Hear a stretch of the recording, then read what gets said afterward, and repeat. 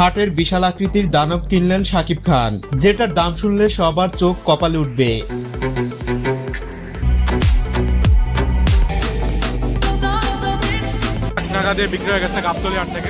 তিনি যেমন দেশের সেরা নায়ক, তেমনি দেশের সেরা গরুটিও তার দখলে।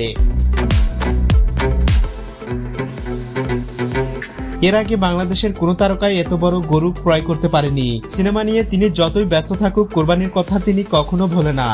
গরু কেনা, কোরবানি দেয়া, বাবা হওয়ার পর মনে হয় যে আমার কাজ করার দিন চলে এসেছে।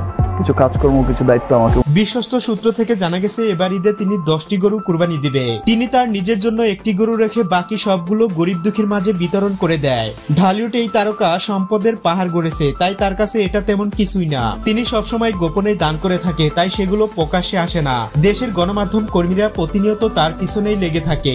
এর জন্য মাঝে মধ্যে দু একটা শোনা যায়। কুরবানির গরু কেনার জন্য তিনি এমন ভাবে হাটে অবস্থান করে যা সাধারণ মানুষ বুঝতে পারে না। কয়েকজন গার্ড সাথে নিয়ে তিনি গাড়ির ভিতর থেকেই দেখিয়ে দেন কোনটা নিতে হবে। জানা গেছে এবার ঈদে তিনি 1 কোটি টাকার বেশি কুরবানির জন্য ব্যয় করেছে।